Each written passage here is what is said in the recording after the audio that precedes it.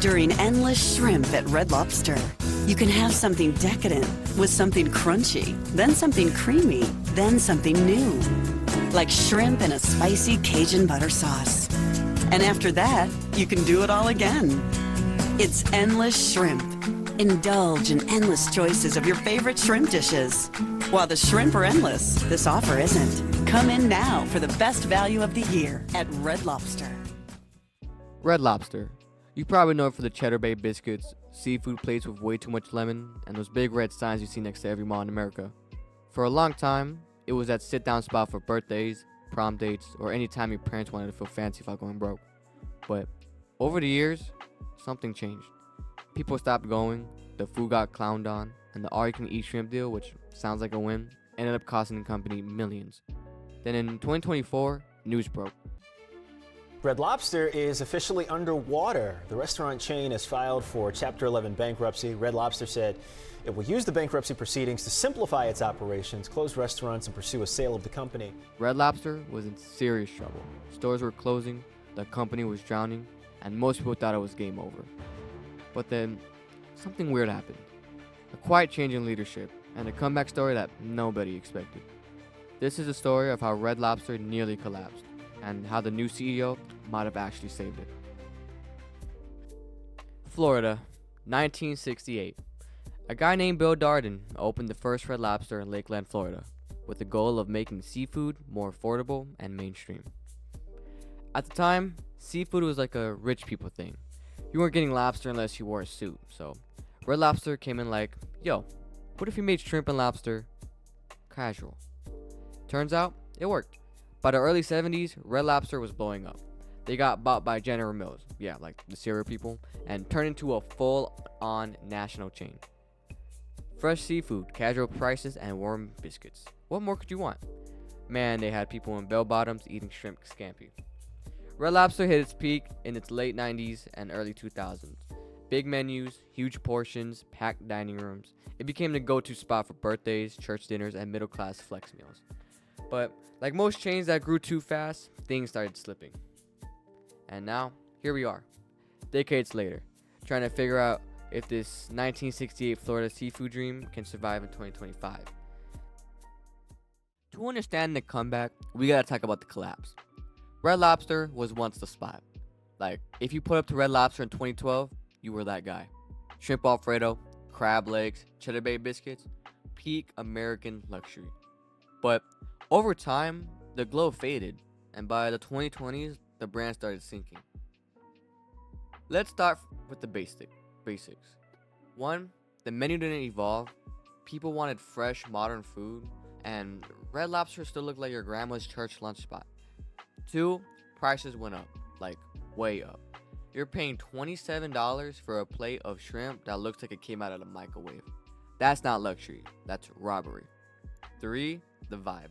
Be honest, when's the last time someone said, yo, we should hit up Red Lobster? Exactly. Now, let's talk about the shrimp. In 2023, Red Lobster launched an endless shrimp promo. $20 for unlimited shrimp. Sounds like a deal, right? Wrong. Gen Z pulled up like it was a challenge. People ate hundreds of shrimp. TikToks went viral. Red Lobster lost over $11 million. The all-you-can-eat turned to all-you-can-lose. The promo tanked. Stores started closing, they were losing money, losing customers, and the internet was laughing. The company was in free fall, and by the end of 2023, they were looking real bankrupt. That's when the new CEO stepped in. With Red Lobster on the brink of closing them forever, they decided they needed a change in leadership. So in 2024, they hired a new CEO, and his name was Damola Ademolikun. Now, Damola has focused on revitalizing the brand through a combination of menu updates, service improvements, and operational changes. He's brought back fan favorites like hush puppies and popcorn shrimp, while also introducing new items like lobster, pappardelle pasta, and bacon wrapped scallops. He's also emphasizing the value by offering items at lower price points and improving the overall dining experience. He's also focused on enhancing the guest experience through better service and hospitality, with staff expected to be more attentive and greet guests more quickly. Adamolekun is addressing issues like broken HVAC systems, torn carpets, and other maintenance needs in restaurants. He's also working to streamline the menu to simplify kitchen operations and improve efficiency. The new CEO has stated publicly that the endless shrimp promotion, which contributed to significant losses, will not be returning in its previous form. He recognizes the need to offer good value for the price, especially with consumers tightening their spending. This includes offering more approachable items alongside with more premium options.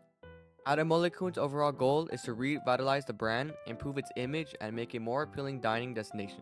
This includes appealing to both existing and new customer demographics.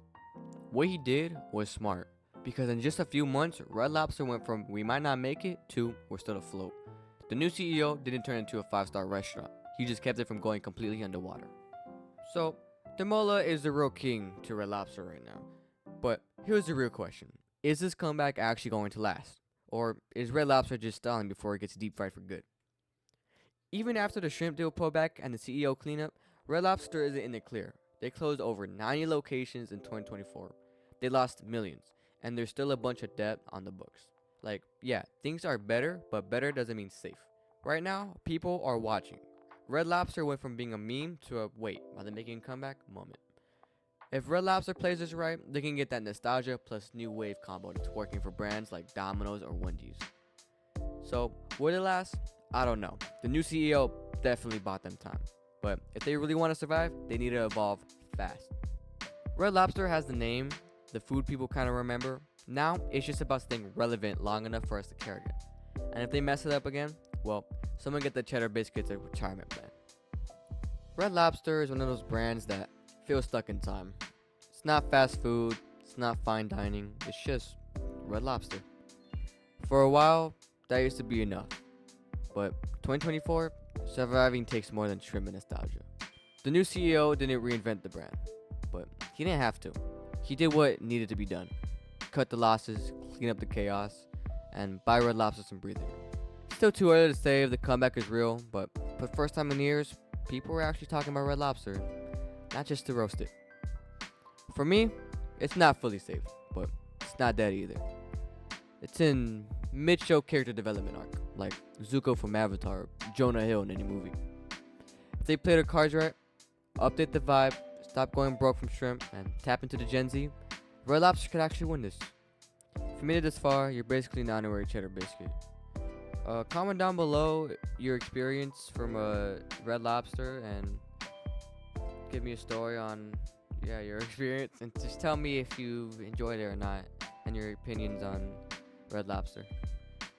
This video is a tiny little documentary on how Red Lobster came back, but subscribe please and drop a like.